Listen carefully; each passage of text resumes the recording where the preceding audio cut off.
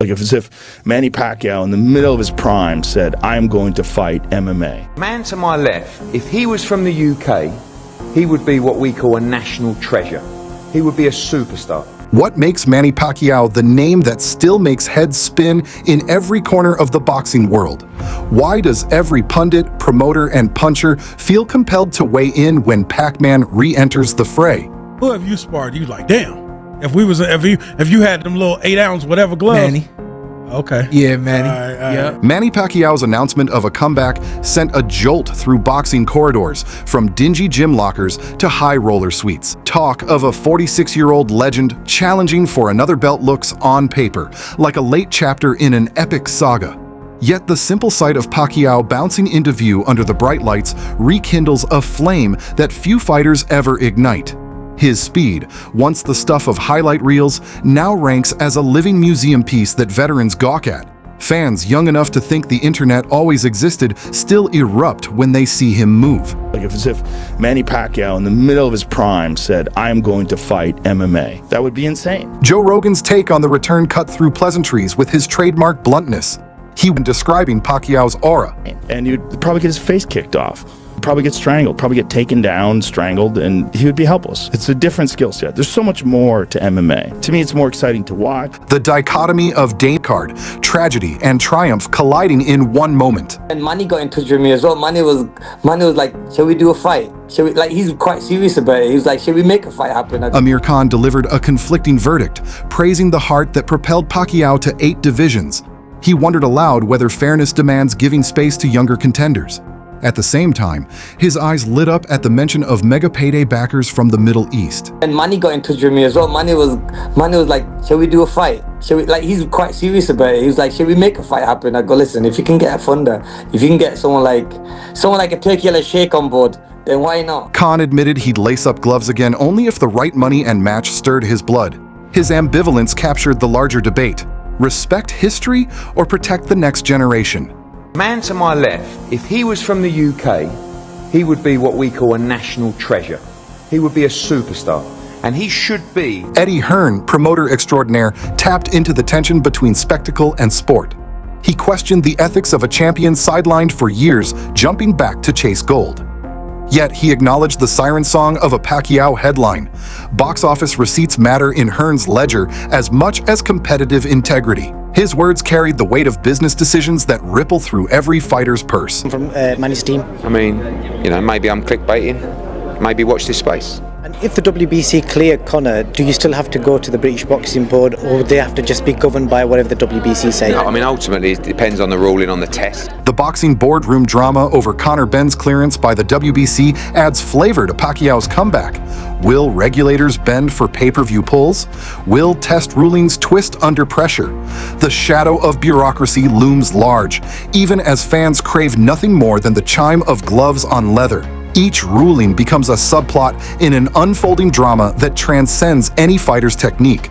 I remember when I fought Errol Spence, and he was the first fighter to ever stop me, and everyone was asking, man, I mean, he must hit harder than Pacquiao and Rusan. And I said, no, actually doesn't hit harder than either. Behind the hype, Pacquiao's 4-year hiatus reads like an epic intermission. Memories of his last fight, the will that defined his career. Aging fighters tend to fade quietly. Pacquiao storms back with a flourish that rewrites the aging script. What do you think about Mario Barrios? What I'm saying is his mentality is what I love. This guy came out of losing to Tank Davis, goes up to 147, fight Keith one time Thurman, lose to him and fight Ugas? Yeah. Boy, that's like Sean Porter just taking him on, bro. Mario Barrios, the younger champion awaiting Pacquiao, finds himself cast as both foil and footnote. His youth and power seem tailor-made to test the legend's mettle. If you're a boxing fan, you love that shit, man. Yeah. And not everybody's perfect. People lose in life. So when you look at this guy come off 2 losses and then take on somebody like Ugas and win. Barrios carries the swagger of a modern star, pumping fists on camera to signal he's ready. Yet every stride toward the ring arrives under Pacquiao's long shadow. The upcoming bout feels less like a fight and more like a passing of torches, if Barrios can snatch it.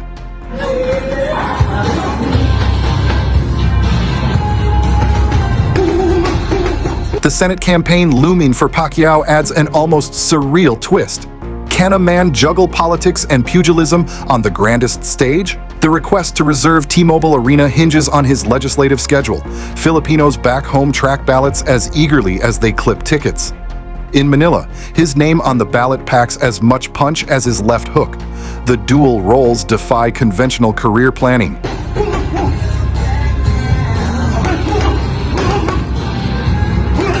Critics point to the financial undercurrent in every comeback.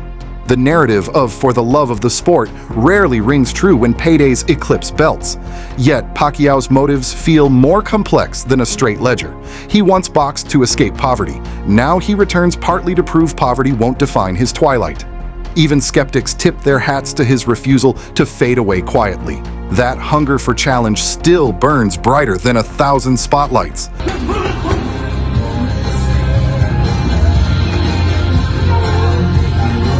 His 8-division legacy stands unwritten in any ordinary record book. From flyweight scrapper to welterweight marvel, his shifts in weight read like chapters in a novel. Few athletes command respect in 2 weight classes. Pacquiao claimed 8. Each jump required recalibrating speed, strength, and strategy. His willingness to chase larger opponents echoes a mythic quest. Gotta get me, baby. 1, 2. All right. Thank you, bro. Mike Tyson's barbed remarks added spice to the discourse. He lauded emerging phenoms, yet hinted at Pacquiao's faded power once testing tightened. Tyson's hyperbole clashed with admiration for aggression, sparking debate on purity versus prowess. The rivalry of past champions over current greatness unfolds like a soap opera. Tyson's gruff endorsement carried the weight of a heavyweight's nostalgia. Which contemporary fighter do you most enjoy watching right now? Out of the big-time fighters now? Yeah. Pacquiao looks sensational his last fight. Terrence Crawford's skepticism on title legitimacy lit another fuse. He dismissed certain belts and questioned Pacquiao's standings. Crawford's stance showcases the boxing world's divisive ranking system. Fans wonder if belts measure ability or just paperwork. The cacophony of titles leaves room for fighters like Pacquiao to navigate loopholes. That controversy fuels more chatter than any jab ever could. You wanted to fight Manny Pacquiao. I think you were like 27, 28 when you wanted to fight Pac. Why didn't that fight happen? Man, I hear so many excuses like they didn't want it, but Freddie Roach on the record saying he didn't want Pacquiao to fight. Beyond pundits, broadcasters and writers weigh in with satirical flair. Headlines tease apocalyptic predictions of the ring's fate. Columns paint Pacquiao's return as a circus or a cathedral. Each metaphor says more about the observer than the fighter. The act of commentary becomes a mirror to boxing's soul. Whether saved or damned, Pacquiao's name remains the fulcrum. Top Rank wanted to protect Pacquiao because of the money issue. You know, that was their cash cow. And hey, but hell, you could have been their cash cow. They don't think like that. Social media exploded like an overcharged battery. Memes of Pacquiao in superhero capes clashed with gifs of him as an aging gladiator. Fans tagged friends in frantic threads pleading predictions. Algorithms swapped highlights faster than any actual fight footage. The digital roar seemed louder than any crowd in Vegas. Pacquiao's global brand transcends national borders with the speed of a viral clip. To protect Pacquiao because of the money issue. You know, that was their cash cow. And hey, but hell, you could have been their cash cow. They don't think like that. So they didn't want to mess up the money that they was getting right from Pacquiao at the time. So other reasons, I don't know. The Philippine diaspora held watch parties from New York to Sydney. Pinoys decked in flags cheered on a son of poverty-turned-billionaire legend. Conversations veered from politics to punch stats in a single breath. Pacquiao embodies their collective aspirations of triumph over hardship. His Senate bid only cements his dual role as athlete-statesman. The affection from his homeland forms a potent undercurrent in every fight. Veteran trainers recall Pacquiao's early days in tiny gyms powered by nothing but hope. He learned footwork on uneven floors and sparred barefoot against hardened pros. Those humble origins forged a warrior spirit unmatched in modern stables. Every punch carries echoes of rice fields and childhood grit. That rawness fuels nostalgia for an era when blood and sweat mattered more than metrics. His story isn't just ringside drama. It's a testament to raw human will. What would you do to beat Terrence Crawford that no one has been able to do yet? Just counter the speed and hard punches and strong punches and move. Modern analysts talk stats. They dissect angles of attack with the zeal of mathematicians. Yet nobody can quantify the surge of intensity when Pacquiao shifts gears. Speed is more than feet per second. It's a heartbeat in the chest of every fan. Data can chart patterns, but it struggles to capture electricity. The magic in Pacquiao's left hand defies spreadsheets. Sponsors circle like sharks at feeding time, keen to attach their logos to Pacquiao's orbit. Endorsement deals flow in from sports drinks to suit makers. His face still moves products as reliably as any machine. Corporations bet on his charisma to boost their bottom line. Their bets underscore a truth. Pacquiao sells beyond the squared circle. His name alone turns curiosity into commerce. Gym rats dream of scoring a spar session with the Pac-Man himself. Stories circulate of amateurs rattling gloves with him at charity dinners. Each anecdote reads like urban legend, brushes with greatness in dusty gyms. Those fleeting touches of glamour fuel 1,000 motivational speeches. The notion that grit and humility can coexist in a champion adds to his mystique. Pacquiao remains tangible even as his legend grows. Hard punches and strong punches and moving around like side by side and throwing a lot of punches. Commentators mock the notion of physiques sculpted by science. Pacquiao arrives with a lean frame that once confounded weight classes. His training camps blend old-school drills with modern methods. Shadowboxing under sunrise, he repeats combos burned into muscle memory. Aged fighters often bulk up. Pacquiao preserves the lean agility that defined him. That balance between tradition and innovation feeds endless fascination. Ring announcers pause before pronouncing his name, as if in reverence. The lights dim, music swells, and stadiums hold collective breath. That moment of buildup serves as preamble to something bigger than sport. People pay top dollar for ringside seats to watch a moment, not just a fight. The spectacle transcends gloves and trunks. It becomes a collective performance of hero worship. Across talk shows, Pacquiao's return inspired tangential rants about youth culture. Critics lament generational shifts that value likes over legacy. They point to viral dances and online stunts as signs of ephemeral fame. Pacquiao's career rebuked that trend, a lifetime of work-besting flash-in-the-pan trends. His persistence and adaptability stood in stark contrast to social media's blink-and-you-miss-it cycle. In that light, his comeback reads like a rallying cry for substance.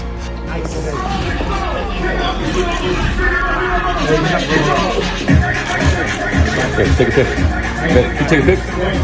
Physicians warn of long-term damage, citing studies on chronic injuries in retired boxers. Their cautionary tales clash with the romanticism of final fights.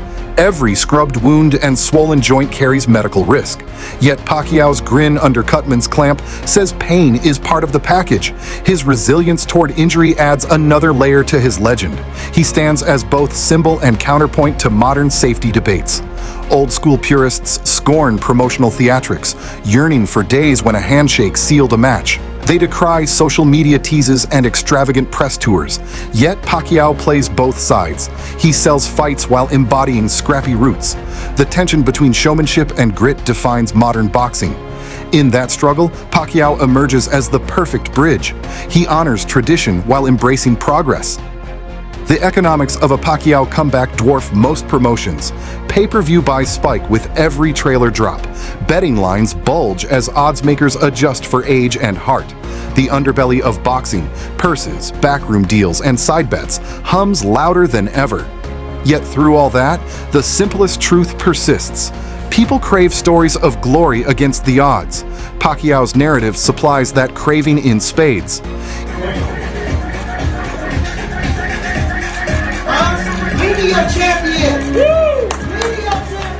Even critics who despise spectacle admit a grudging respect for Pacquiao's tenacity. They mock theatrics but cheer real grit. His journey transcends talk of hype to stand as an example of persistence. Detractors and fans alike find common ground in applause for genuine effort. That rare unity speaks to his unique place in the sport. Pacquiao's power lies not just in his jab, but in his ability to unite camps. Street corner arguments in London pubs roll into predictions about Pacquiao's next punch. Fans debate whether his return outshines any modern hype. From Manila jeepneys to Chicago gyms, the chatter remains the same. can he still do it? Those grassroots conversations fuel the sport's lifeblood. They remind that boxing thrives on community as much as competition. Pacquiao's cross-cultural appeal cements his status as a global phenomenon. As fight night approaches, the air crackles with anticipation. Media tours spin into chatterfests on sports channels worldwide. Trailers drop with dramatic slow motion, capturing the creases of an aging face. Every close-up work in service of one goal: sell the narrative of a comeback. Audiences consume it like serialized drama, awaiting the next twist. Pacquiao's story becomes the most binge-worthy saga in boxing. So what do you tell him now? He's going to be the 47th president. He's a big boxing fan. Of course, supporting him of his administration. Manny Pacquiao's return also shines a spotlight on the evolving landscape of training methodologies. Gone are the days of endless roadwork and raw sparring with minimal protection. Modern camps blend sport science with old-school grit, employing altitude tents alongside daily shadowboxing at dawn. Equipment like weighted gloves and resistance bands bolster strength, while GPS trackers analyze movement in real time. Yet at its core, the regimen still honors sweat-drenched mitt drills that date back decades. This hybrid approach serves as a metaphor for Pacquiao himself, an icon who straddles eras. Beyond the ropes, Pacquiao's mental game emerges as a crucial factor. Cognitive coaches now pepper sessions with visualization and mindfulness exercises. Fighters imagine every jab, slip, and counter long before they lace up gloves. Pacquiao, however, carries a mental arsenal formed in the crucible of hardship. His mind recalls struggles from childhood that steal focus better than any guided meditation. Every time he steps into the ring, that lived resilience casts a deeper shadow than any fear of defeat. Mental strength, it seems, remains his greatest weapon. The financial gymnastics behind a comeback reveal boxing's complex economy. Purses for marquee fights sometimes eclipse budgets of entire promotions. Investors pour millions into pay-per-view marketing, calculating returns based on eyeballs, not punches. I think I fought the best, and they beat me. You know, like Mayweather and Pacquiao, you know, and like that. But to get destroyed by Manny Pacquiao. Pacquiao's name alone rakes in pre-sales across continents. Behind the glitz, negotiators haggle over percentages, ensuring every camp member nets a payday. It's a high-stakes game where reality TV budgets mingle with sports budgets. Yet one truth persists. Without Pacquiao's star power, those numbers would shrink overnight. Legends in other sports share similar encore stories, but few capture public imagination like Pacquiao's. Think of basketball icons returning for charity games, or soccer stars suiting up for testimonial matches. Yet those moments lack stakes. In Pacquiao's ring, every punch carries real risk, real legacy points, and real triumph or tragedy. That distinction transforms his comeback from mere nostalgia tour to a living chronicle. Comparisons fall short because few careers intertwine sport and service as deeply. His journey offers a template for athletes looking to balance pinnacle performances with purpose. I think I fought the best, and they beat me. You know, like Mayweather and Pacquiao, you know, and like that. But to get destroyed by Manny Pacquiao like I did in 2 rounds, and then I knew my career was over, no more boxing. On the charitable front, Pacquiao's ring returns fuel philanthropic aims. Portions of gate receipts and purchase fees funnel into foundations that build schools and clinics in his native Philippines. Each ticket sold translates to textbooks and surgical tools. Fans inadvertently contribute to improving lives far beyond the arena's walls. This philanthropic dimension reframes the bout. It's not just spectacle, but also a fundraiser for upliftment. When a punch lands, somewhere a child might find hope through a new scholarship. In that sense, the fight wafts a whiff of altruism amid the sweat. Media coverage has transformed too. Whereas televised fights once required elaborate satellite trucks, today's streaming platforms broadcast live to mobile devices worldwide.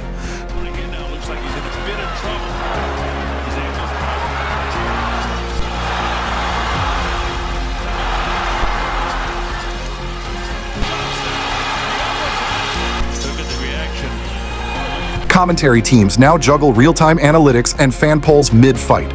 Social feeds explode with instant reactions, and influencers craft snackable highlight reels that rival official broadcasts. Pacquiao's comeback arrives at a crossroads of traditional TV and digital binge culture. The result?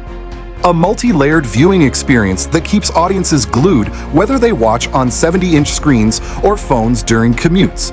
Meanwhile, up-and-coming fighters watch closely, taking notes on both triumph and pitfall.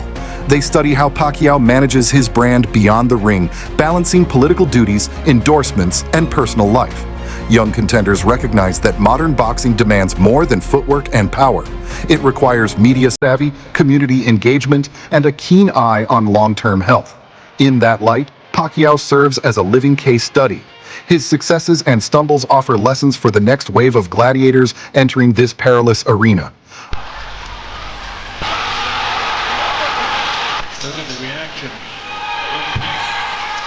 Ultimately, Pacquiao's extra 1,000-word saga underlines a fundamental truth. Sports narratives thrive on the improbable. We rally behind heroes who defy gravity, age, and expectation. Pacquiao has become the personification of that thrill. His story reminds us that as long as the bell rings, anything can happen.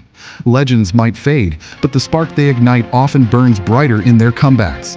And so, boxing's greatest encore continues. One punch, one heartbeat, one global audience at a time. If you're as pumped for Pacquiao's return as we are, don't forget to subscribe, smash that like button, and leave a comment with your boldest prediction.